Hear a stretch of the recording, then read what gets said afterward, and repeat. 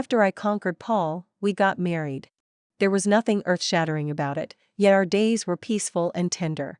Until one day, when I learned that the heroine had divorced, he sat alone in the study all night. And in that moment, I finally understood. The fate of a devoted male supporting role is to silently guard the heroine, no matter what anyone does. That destiny cannot be changed. So I exited gracefully and left alone. The next time we met was when I returned to the country with my fiancé to hold our wedding. And Paul was the childhood best friend my fiancé often spoke of. He was also one of our groomsmen. Chapter 1. Jack and I returned home to hold our wedding ceremony. But unexpectedly, he got into a car accident. When I rushed to the hospital, tears kept falling down my face. You were drinking and still decided to drive. If you don't want to get married, just say so. Jack straightened up, pulled me into his arms, and soothed me with a soft laugh. After I worked so hard to get you to say yes, how could I dare get myself killed? It wasn't me driving, it was my best friend. He hadn't been drinking, who could have known such a mistake would happen? Just as he finished speaking, movement came from the next bed. My fiancé pulled open the curtain, lazily, and said to the person beside him, "You're awake, perfect timing. Hurry and explain things to my wife. If she gets mad and dumps me, I swear I'll kill you." I glared at him. Even at a time like this, he still couldn't be serious. His best friend said nothing. Jack glanced over and frowned immediately. "Paul, what are you staring at?" Hearing that name, my heart clenched. No way, could it really be that much of a coincidence? My body stiffened slightly. Slowly, I turned around.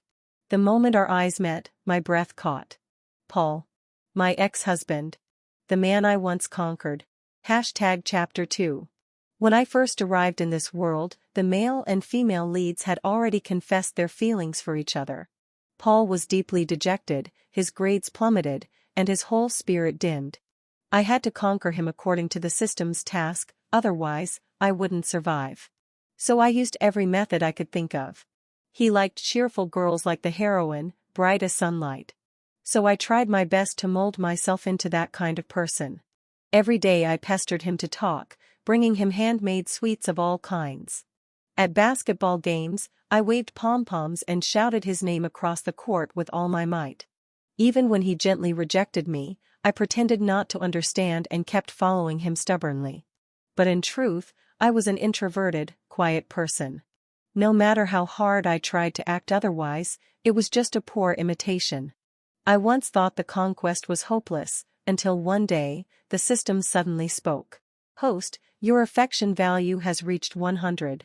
Congratulations, you've earned permanent residence in this world." Then it vanished.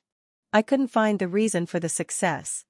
Alongside excitement, unease crept in. What if it was all just a dream? Paul sensed my emotions keenly. Under the sunlight, his smile was warm and dazzling. "Elizabeth, just be yourself. I like you that way." It turned out he had long seen through all my awkward attempts and nervous overreactions. After that, our relationship grew comfortable and natural. Without the task hanging over me, our feelings deepened even more. After graduation, we got married. We spent our days working, doing chores, and watching movies together. A steady, ordinary life, that was what suited us best. Then one night, he received a call. A woman's trembling voice came through the line on the edge of tears. I knew who it was. The heroine, Sandra. She and the male lead had divorced. Paul got up and went into the study, not returning for the entire night. After that, his schedule changed. He left early, came home late, and sometimes I even saw them together at overlapping work events. Sandra had become his assistant. I couldn't tell whether I felt more sadness or relief. But I knew, it was time for me to start living differently. We both disliked quarrels, so when I proposed divorce, he didn't hesitate long before agreeing. The property I received was enough for me to live comfortably for a lifetime. Because of him, I was reborn. I hadn't suffered much through the conquest, instead, I'd found myself again. From my heart, I wished him happiness. And in the 5 years that followed, I found mine too. But fate loves its cruel jokes. Paul was the very same childhood friend Jack had mentioned before we returned home. Chapter 3. Paul's gaze on my face was so intense that it felt almost tangible. Even Jack noticed that something was off. He frowned, and his voice turned cold. "You know Elizabeth?" At the sound of my name, Paul's eyelashes trembled slightly. His pale lips grew even paler. I spoke before he could. "A classmate from high school. We met a few times." Paul quickly regained his composure. He propped himself up with one arm and gave me a polite smile. "Elizabeth, long time no see." Jack's expression eased a little, but then he took my hand, deliberately showing off the diamond ring on my finger. It was both a declaration of ownership and a silent warning.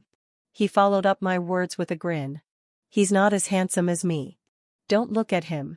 I couldn't help but laugh. "You're shameless. Who brags about themselves like that?" The tension in the air slowly faded. I didn't look at Paul again.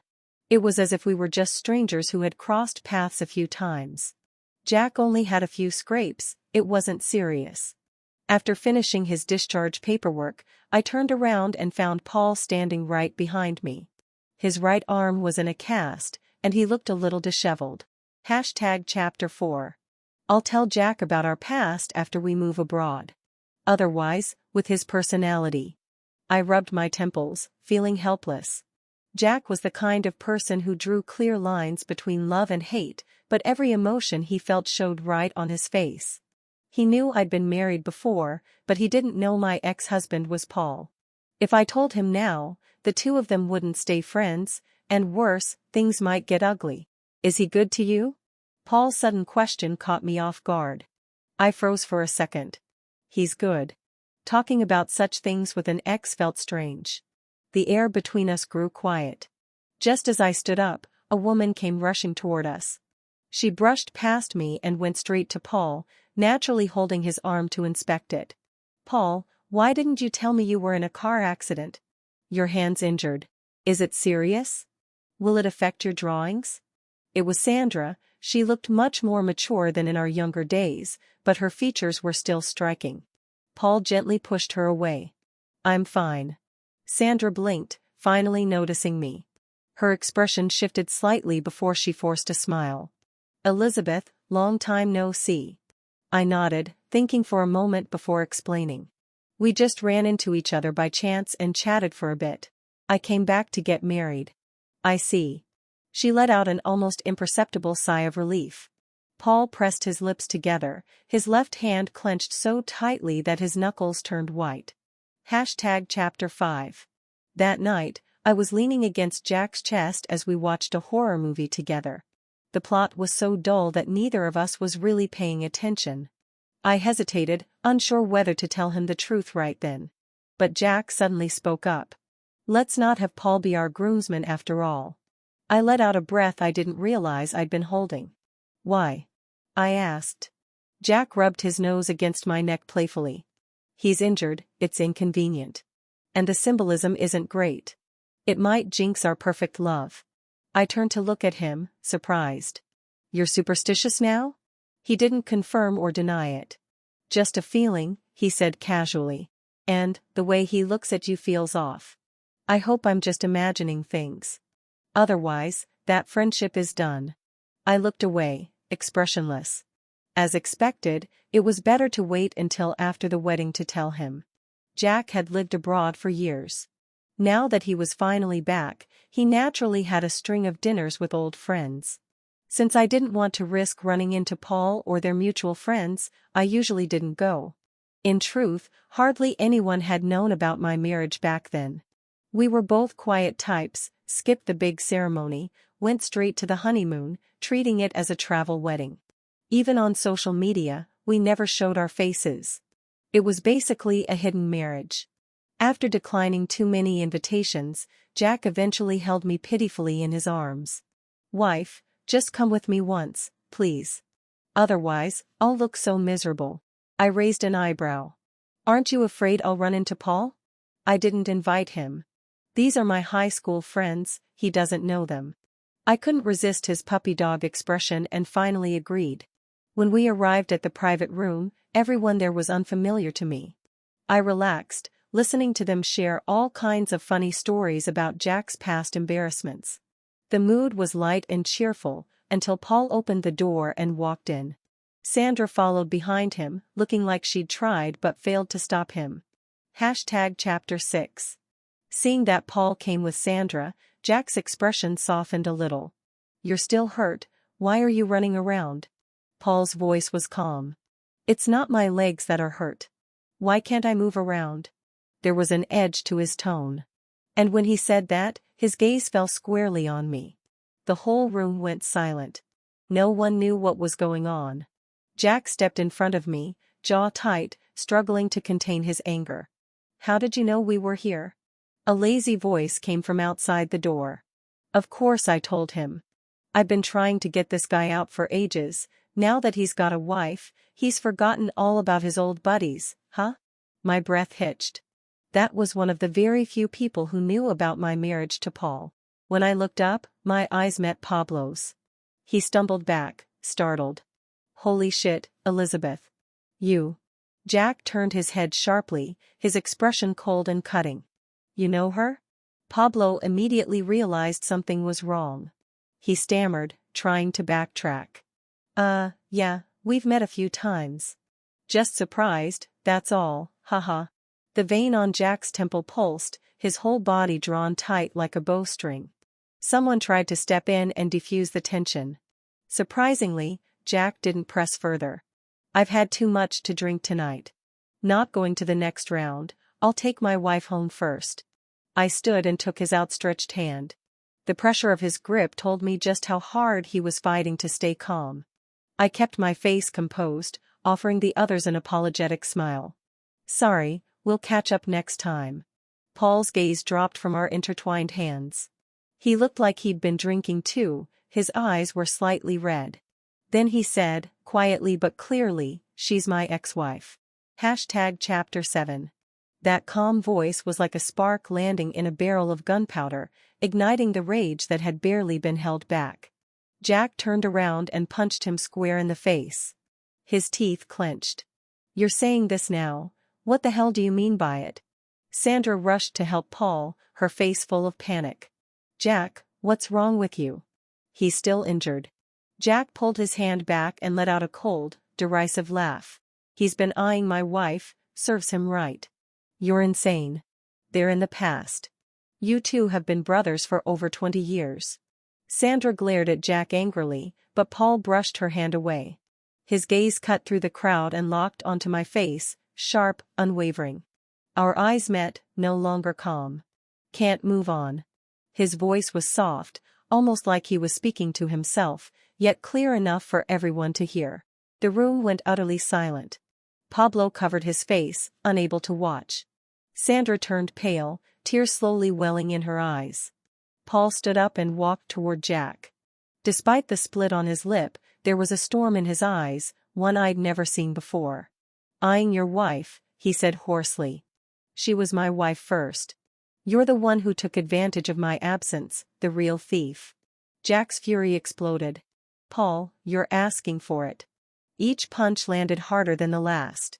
Paul refused to back down. The two of them were hitting each other like they meant to kill. Pablo rushed forward to break them apart, nearly crying. "Stop it. Paul's hand is still injured, what if it gets worse?" When he realized his words weren't working, he turned to me for help, desperate. "Elizabeth, come on, maybe you can stop them." I smiled gently. "Go ahead. Keep fighting. If one of you dies, even better." Both men froze instantly. Chapter 8. The cool night breeze carried the faint brine of the river, damp and sharp, cooling the heat of anger in my chest. I looked coldly at the man across from me, his injuries still bandaged, and now a few new bruises on his face. "Are you sober now?" I asked flatly. "I'm sorry." Paul lowered his eyes, unable to meet mine. I almost laughed from sheer exasperation. "Do you think I wanted an apology? I thought I made everything clear that day. Avoiding each other's presence, that was supposed to be our unspoken agreement. I'd done my best to keep that boundary. And what had he done?" I looked out at the shimmering river, taking a deep breath. Paul, I really don't understand what you were thinking. Why did you have to embarrass everyone like that? His voice was hoarse. I don't understand either. Just like I don't understand how you could walk away so calmly back then. 5 years, he said bitterly. Not a word. Not a trace. When he lifted his gaze to me, his entire being seemed drowned in sorrow. Elizabeth, I've thought about it all these years. Did you ever really love me? I couldn't comprehend it. What's the point of saying this now? I want an answer. His dark eyes fixed stubbornly on me, unyielding. I turned to look at Jack, who was leaning against the car not far away. The wind picked up again, carrying with it his restless tension. Paul followed my gaze, his eyes clouding even more. I told him quietly, I did love you once. But later, you became my comfort zone, my habit, like bottled water. Essential, maybe. But never irreplaceable. Chapter 9. Paul and I traveled to many countries during our honeymoon. When we arrived at an island, the tour guide told us it was famous for paragliding. It was the kind of thrilling sport I had never tried before. Colorful arcs filled the blue sky, accompanied by joyful, uninhibited shouts. My heartbeat quickened, and a warm rush spread through my body. I wanted to try it. Paul held my hand. It's too dangerous. We can do something else. But his eyes lingered on that breathtaking view for a long time. And I could clearly see the trace of nostalgia flickering in them. Sandra had once shown me their childhood photo albums. In one of them, there was a picture of them paragliding together at 15. I couldn't help but wonder, in that moment, was he really worried for my safety, or was he secretly protecting a memory that once belonged to the two of them alone? Later, I understood. Love becomes weighty because of difference. Paul was a genius architect, admired by everyone. He took on landmark large-scale projects that defined city skylines. Yet after Sandra's divorce, he personally designed her new home. Every night he spent sketching in his study, his eyes shone brighter than the desk lamp itself, lit with joy. Sandra's ex-husband, the so-called male lead of this story, once came to see me. He looked at me with pity. Your husband spends all day with the woman he's loved for years, and you're really not bothered by it? When Paul found out, he explained it to me immediately. He cheated on her, and he keeps bothering her. I'm just protecting her for now. Elizabeth, don't misunderstand. He looked flustered for once. My tone was calm. It's okay. I don't mind. Paul seemed momentarily stunned. And truly, I didn't mind. I'd always been a passive person, measuring how much love to give based on how much others gave me. Just like Paul's love for Sandra and me, there were always degrees, lighter and heavier, less and more. My love for him followed the same rhythm. When his love for me was most intense, I loved him too. Then, slowly, that love became habit. I thought living quietly like that for a lifetime wasn't so bad. But now it just felt like freedom after breaking invisible chains. If both the hero and heroine of this world could break from their destined paths and choose new lives, then why should I continue living in this lukewarm, slow-boiling comfort?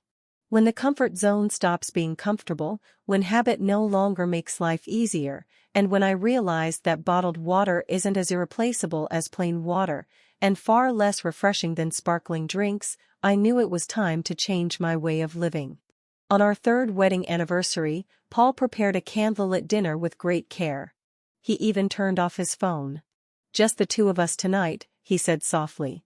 I have something to tell you. As always, we were perfectly in sync. My heart pounded, warmth spreading through me, just like when I'd first seen the paragliders in the sky. Only this time, I would act on it. I have something to tell you too, I said. Under his expectant gaze, I smiled and took out a divorce agreement. Paul, let's get divorced. Chapter 10. What did you say to him? He looked like he was about to fall apart. Jack toyed idly with my fingers, pretending not to care, but the faint jealousy in his tone betrayed him. I knew he wasn't in a good mood, so I gently intertwined my fingers with his. Do you want to know? I asked softly. The driver, sensing the tension, quietly raised the partition. Jack leaned back and closed his eyes, exhaustion written across his face. Forget it, he murmured. It wasn't really the right place to talk. I glanced at our still clasped hands, his grip firm and unwilling to let go. So I didn't push it. When I entered the cote at the gate and the crystal chandelier flickered to life, Jack's kiss came down like a sudden storm. He always kissed like that, fierce, consuming, as if stealing my breath was the only way to survive. By the time my knees went weak, I was clinging to him, gasping for air. He was clearly shaken that night, his emotions far more turbulent than usual. He lifted me onto the entryway cabinet, his arms caging me in, leaving no room to escape. When that aggressive, desperate kiss finally ended, the lights went out, darkness returned. The house fell into silence, broken only by the sound of our ragged breathing. I rested my hands on his broad shoulders, trying to steady the frantic beat of my heart. Suddenly, something cool and wet touched the hollow of my neck. Tears. Jack was crying.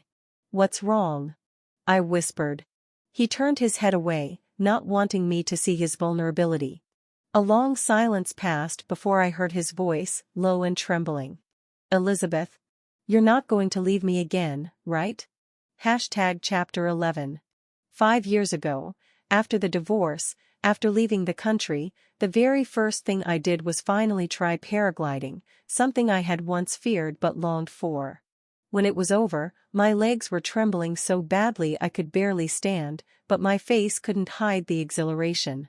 Jack reached out and caught me before I fell. That was the first time we met. A brief encounter between strangers, yet the conversation flowed effortlessly. He thought I was an extreme sports enthusiast. After we exchanged contacts, he shared all kinds of tips and hidden adventure spots with me. Soon we were climbing mountains, surfing, skiing together. Those few months were more vibrant and alive than the entire first half of my life. Jack introduced me to many friends, and little by little, I began to feel like I truly belonged somewhere again. As we got closer, some of them would tease us. They said they'd never seen Jack so patient with anyone before. I just smiled, saying nothing. My previous marriage hadn't been miserable, but it hadn't been fulfilling either. So I didn't resist the idea of starting something new, something that felt natural. During one rock climbing trip, my anchor point failed, and I was left dangling midair. Jack swung across to reach me, risking his life, and nearly getting struck by falling stones. In that moment, I couldn't tell if it was the suspension bridge effect or something deeper. I kissed him. Just a brief touch, then I pulled away. Jack's clear eyes reflected my flushed face. After a long pause, he said hoarsely, "No wonder Gina said today would be my lucky day." Gina was a fortune teller. I laughed at that. And for once, following my heart didn't feel so wrong. Chapter 12. After Jack and I got together, he learned everything about me by heart, my tastes, my habits, my favorite foods, the way I liked my coffee. He took care of everything, what I ate, what I wore, where I went. Even when we were apart for short periods, he'd report every little detail of his day to me. Our friends often said his care and attentiveness were almost inhuman. They couldn't imagine that someone so wild, sharp-edged, and addicted to adrenaline could become so clingy when in love. But only I saw the side of Jack that no one else knew. His possessiveness was terrifying, so intense it bordered on obsession, even madness. He couldn't stand me talking to other men, even if it was just normal conversation. The frightening part was that Jack hid it well. All those dark, turbulent emotions were buried beneath a calm, charming mask. Until one day, I accidentally found a hidden compartment, and inside it, his diary. It was filled with words so fervent, so suffocatingly full of love for me, that I could barely bear to read them. He wrote that he was afraid of hurting me. So, to stay rational, he used pain to remind himself to stay in control. I once saw him with my own eyes, standing in the bathroom, dragging a blade across his waist and abdomen again and again. I'd always believed in reciprocating affection equally. But Jack's love had long surpassed what I could comprehend. I couldn't return it. And if we continued like that, it would destroy both of us. So I left. To my surprise, he didn't chase after me. Didn't call. Didn't come. A full year passed in utter calm. But sometimes, in the middle of the night, I'd wake up haunted by the memory of that blood-streaked bathroom. Humans are complicated creatures, unable to accept fully, yet incapable of letting go completely. Then one day, I received an email from a ski resort. It was about a graffiti wall, something Jack and I had contributed to during a one-year promise event. The resort had promised to send us updated photos every year. A marketing gimmick, really. But it carried beautiful memories. When I opened the email, I froze. There were no other visitors' drawings left, the wall had become Jack's personal diary. Line after line, he recorded his life, week by week. He wrote that he'd started seeing a therapist, just as I'd asked him to. That he'd adopted a Samoyed, and took it out in the sun on weekends. That he'd collected rare horror films I'd probably love.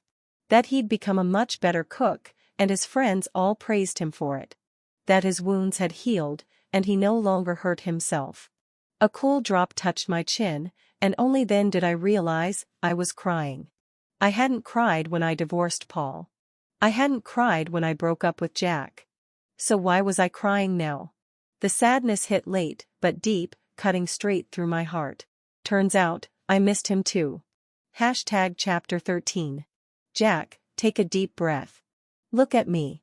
He obeyed quietly.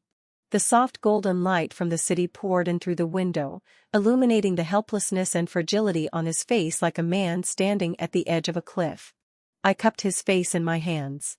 It's because I love you so much that I decided to wait until after the wedding to tell you everything. You're afraid I'll leave you? I said gently.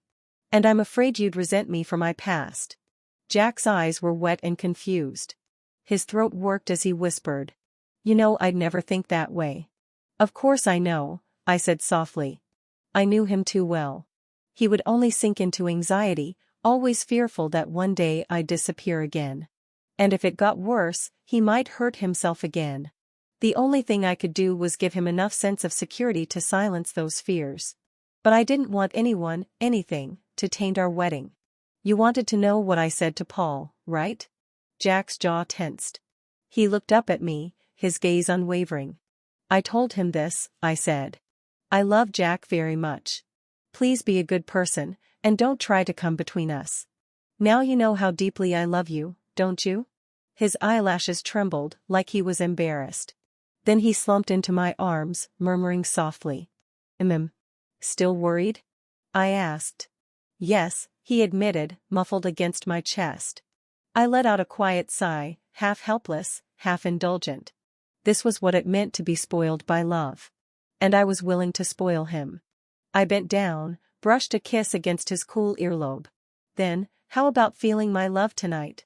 Jack's muscles tensed instantly.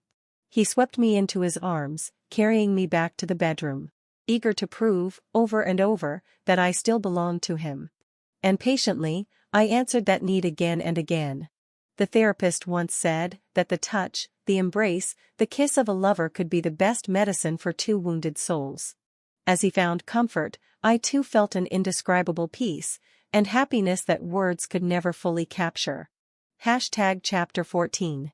Sandra stood outside Paul's house for a long time. Exhaustion and sorrow lingered between her brows, like shadows that refused to fade.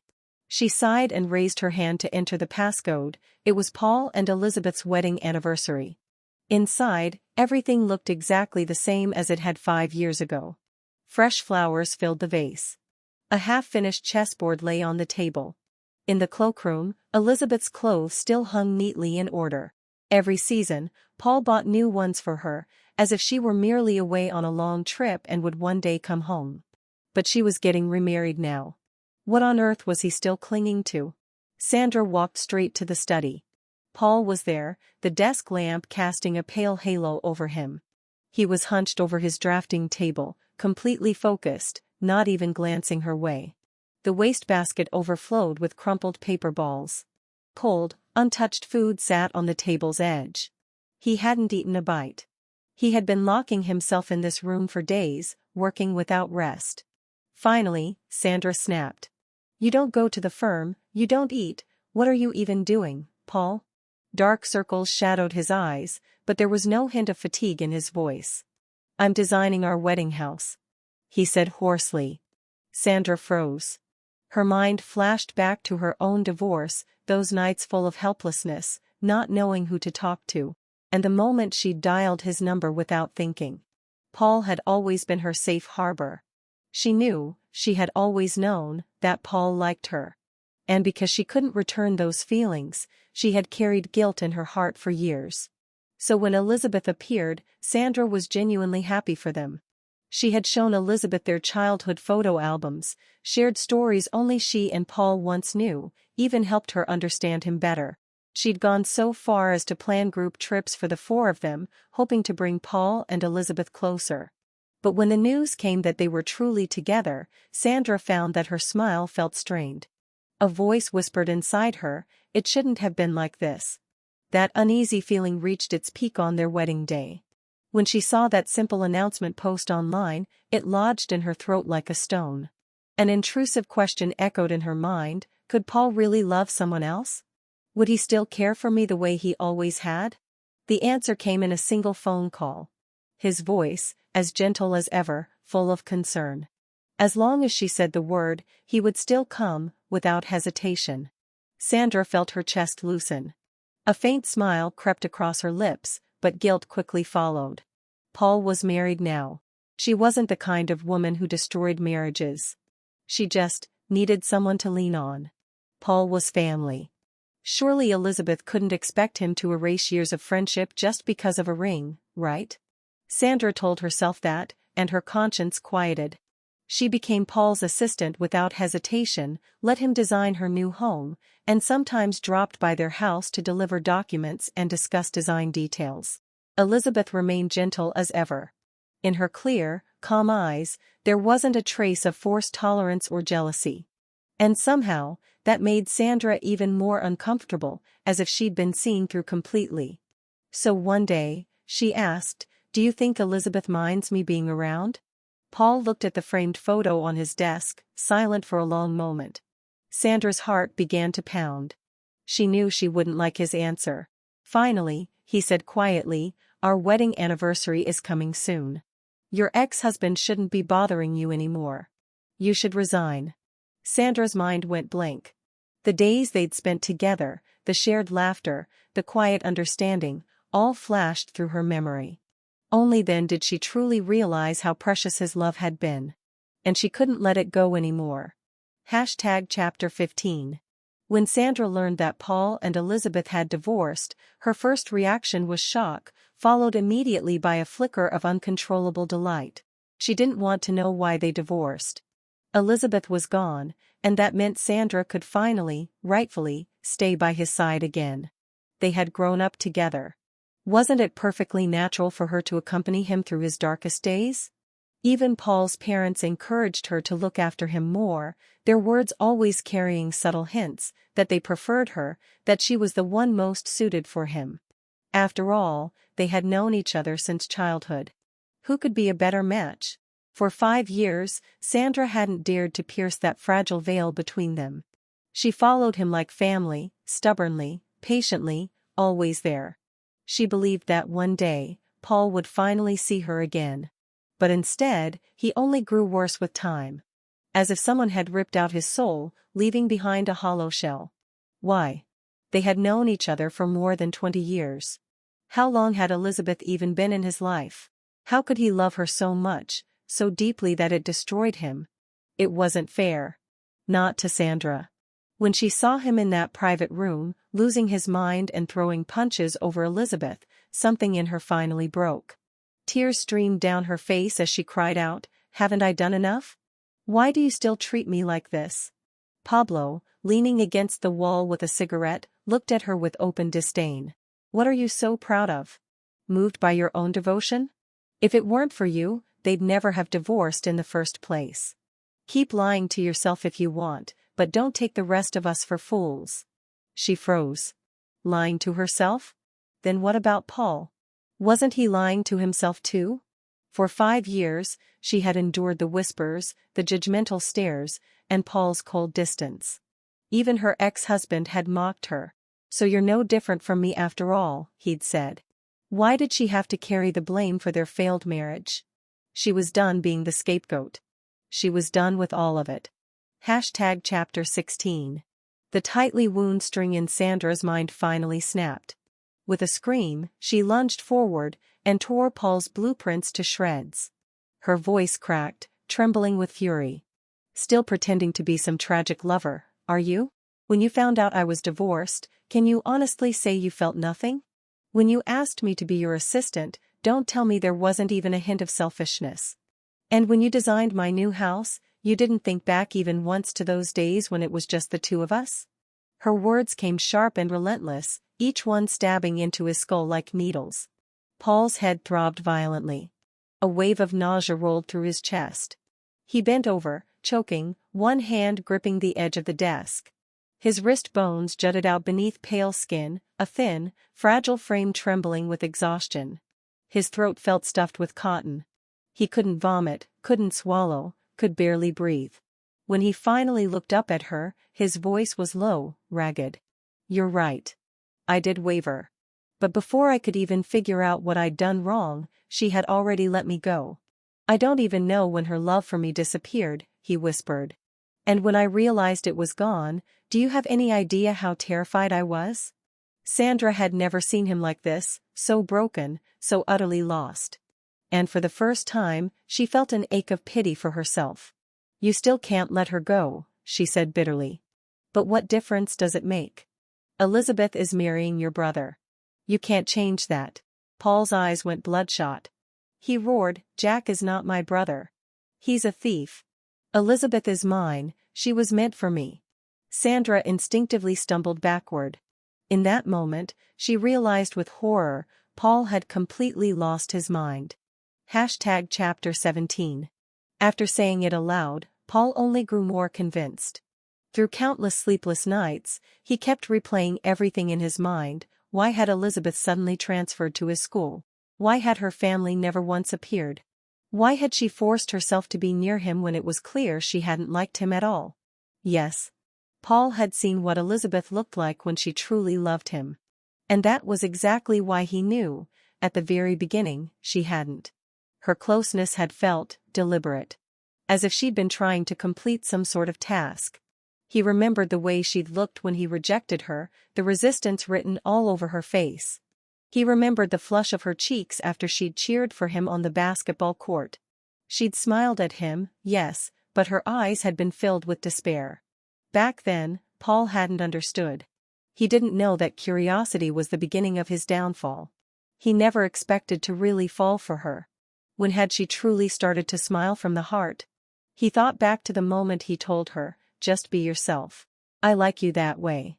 Paul had loved the real her. That day, Elizabeth clung to him, sobbing, whispering thank you over and over again, as if he had saved her life. Paul's eyelids twitched. Every time he tried to think about Elizabeth's past, her origins, his mind fogged over, lost in a haze of confusion and dissonance.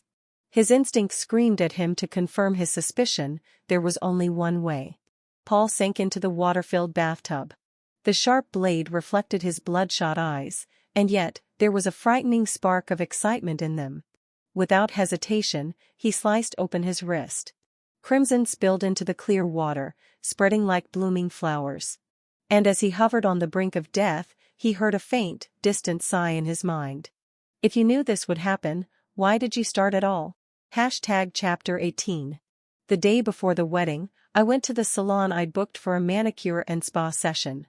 Jack was supposed to come with me, but something urgent came up at the last minute. As I stepped into the elevator, a faint unease twisted in my chest. I almost called him, wanting to tell him to be careful. Ding, the elevator doors opened. I looked up, and my pupils shrank in shock. Before I could react, a cloth soaked in something pungent clamped over my nose and mouth. The world went dark. When I woke, my head was splitting apart. A strange ceiling loomed above me. Then came the sound of a door opening. I sighed softly. "You're awake." A familiar gentle voice. "I'll make you your favorite, omelette rice. You must be hungry." For a moment, I was lost in a daze of disbelief. Then came the clinking sound of chains, and my mind snapped back. I looked down. My ankle was shackled, though someone had thoughtfully wrapped cotton around the inside, as if afraid it might hurt me. A bitter smile tugged at my lips. Paul, people's tastes change. I don't even like omelette rice anymore. He was frighteningly thin now, his once soft, gentle eyes hollow and distant. Paul froze for a brief second, then smiled faintly. That's okay. Whatever you want, I'll make it for you. A wave of exhaustion hit me. Two people who had parted on peaceful terms, how had it come to this?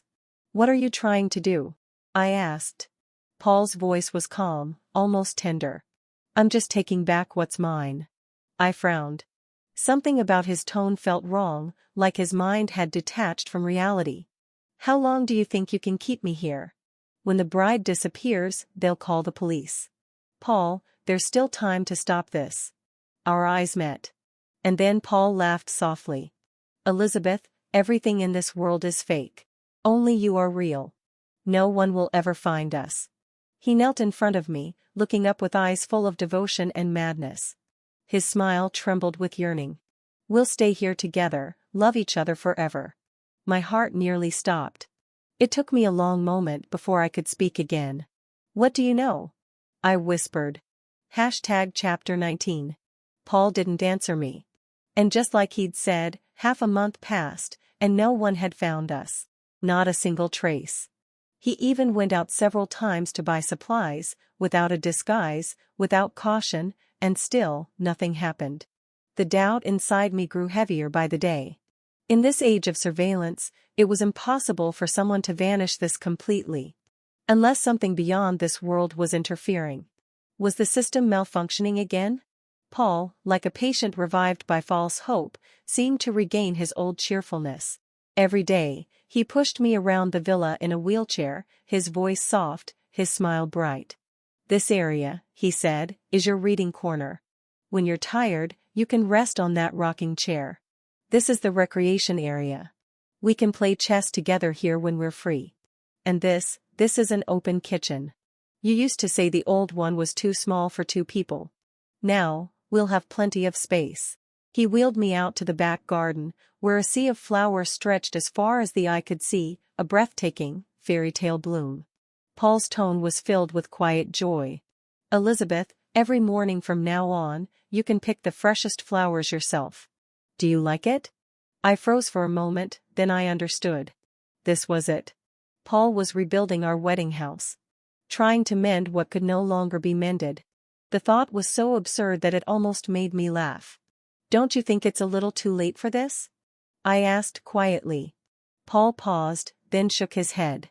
No. It's not too late. We still have plenty of time. I looked at him, my voice steady. I don't love you, Paul.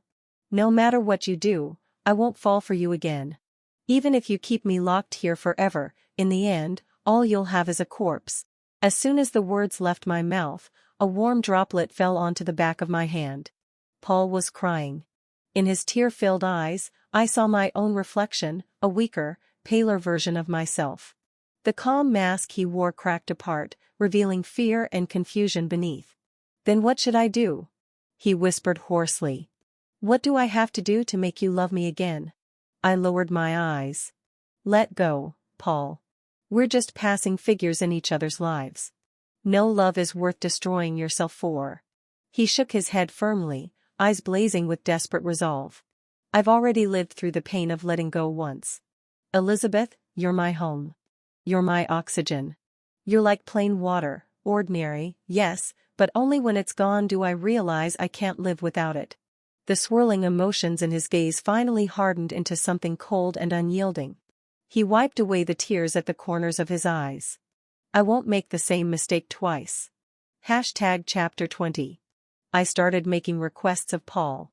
To my surprise, he looked delighted, as if my demands were a sign of reconciliation. I hate sitting in a wheelchair, I told him.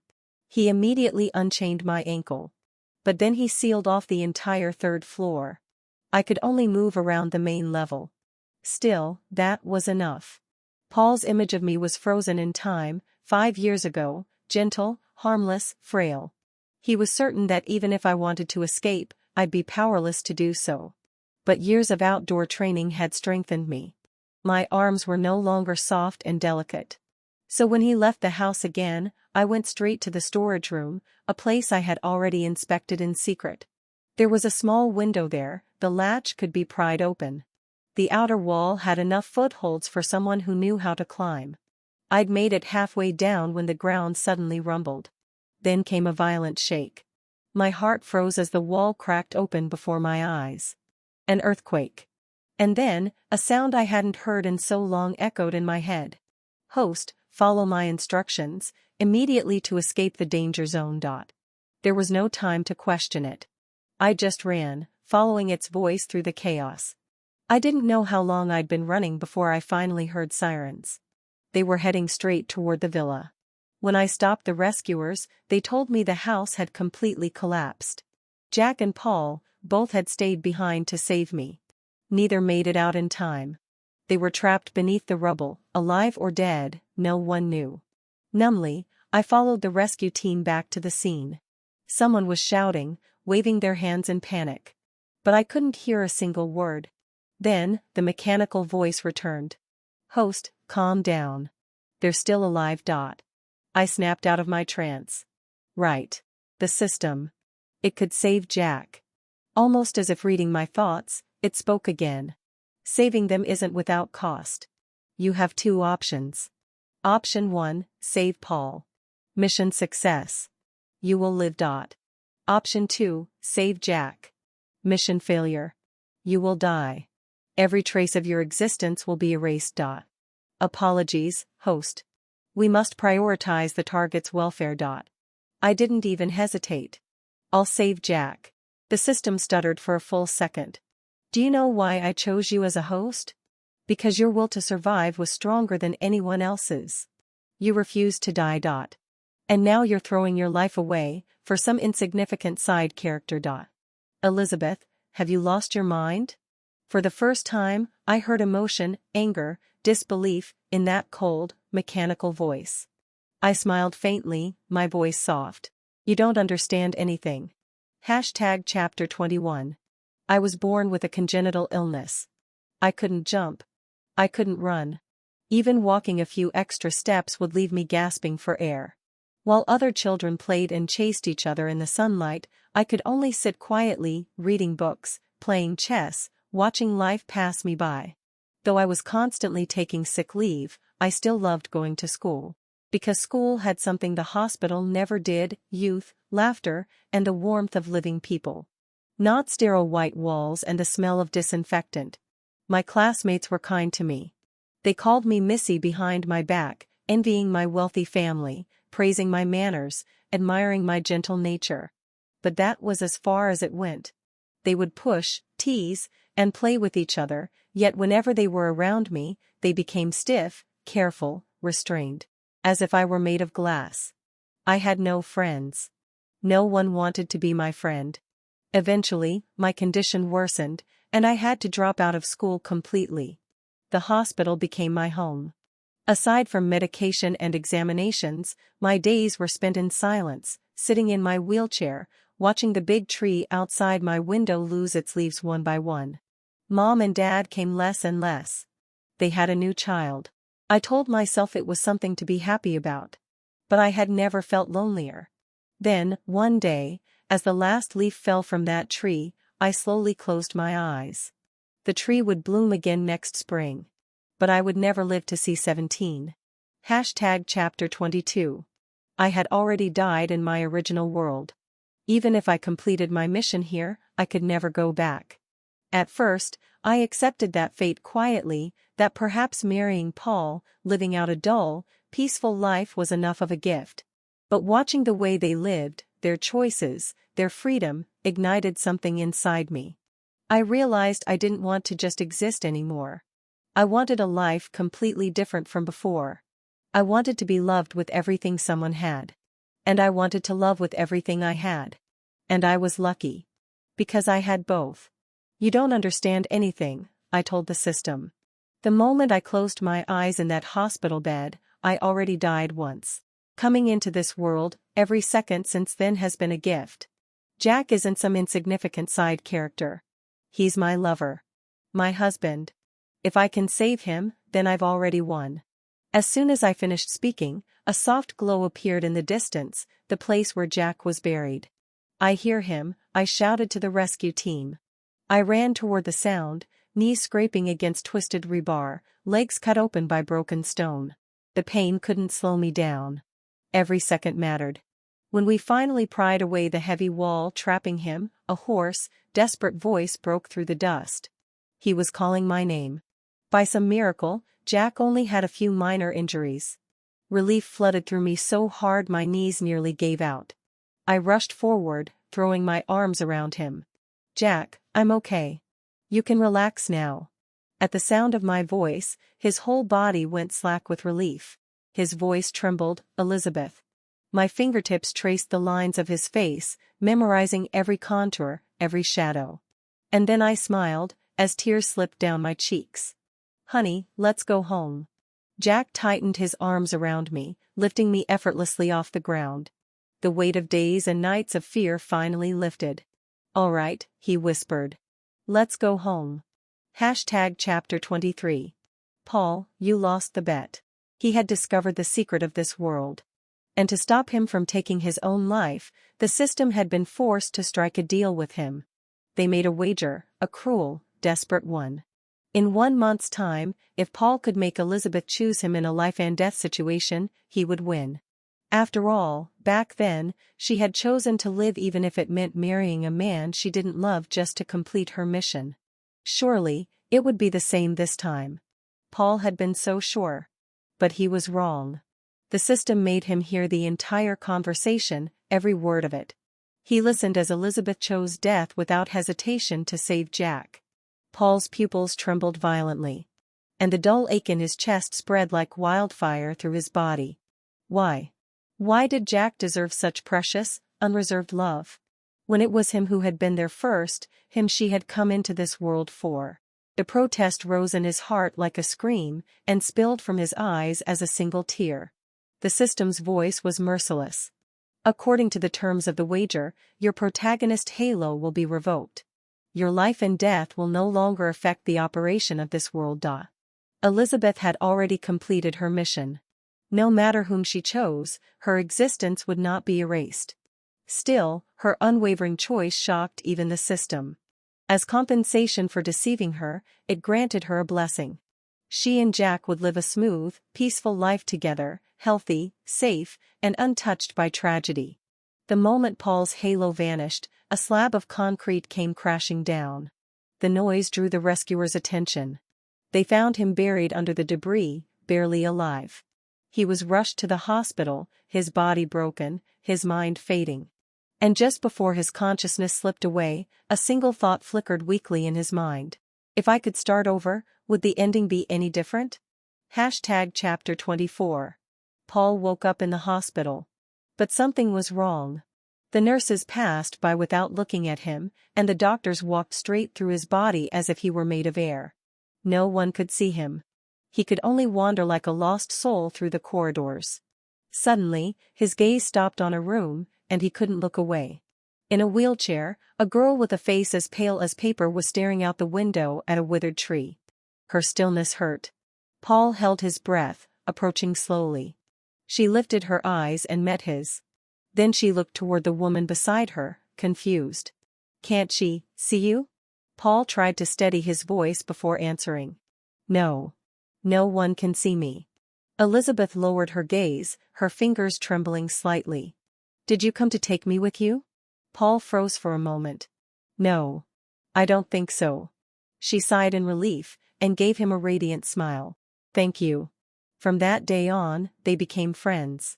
They talked about everything and nothing, until, suddenly, Elizabeth fell silent. Paul followed her gaze. On the television, a commercial showed a woman screaming with excitement as she went paragliding. It was the kind of adventure Sandra would have loved. But Elizabeth? Her body stiffened. She looked at him, her eyes full of light. "Do you think there's another life after this one? If there is, I'd like to try it someday." It was like being struck straight in the chest. A dry, burning pain that stole his breath away. In that moment, Paul understood. Elizabeth's love had begun to fade since then. Elizabeth used to say she didn't like the wheelchair. Elizabeth used to say she loved to walk. Elizabeth used to say she wanted to travel.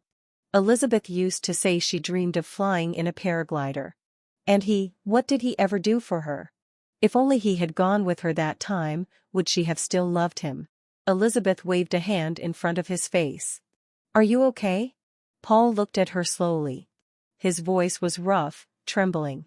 Yes, and in your next life, you'll have a healthy body. You'll meet someone who will go with you wherever you want. And you'll be happy, for a whole lifetime. Elizabeth smiled, blushing. After that day, her health suddenly worsened. In the operating room, the doctors shook their heads. In the dim light, she turned her eyes toward an invisible point, as if she still wanted to say something. Paul leaned closer to listen. With a faint breath, she whispered, "Will that person be you?" Paul froze. He remembered the last thing the system had said before he lost consciousness. "Who told you that you never had a second chance?"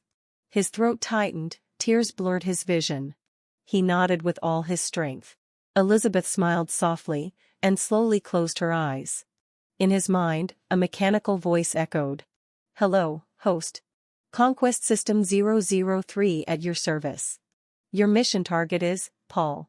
In the intensive care unit, the heart monitor let out a sharp beep. A single tear slid down Paul's cheek. And his heart finally stopped.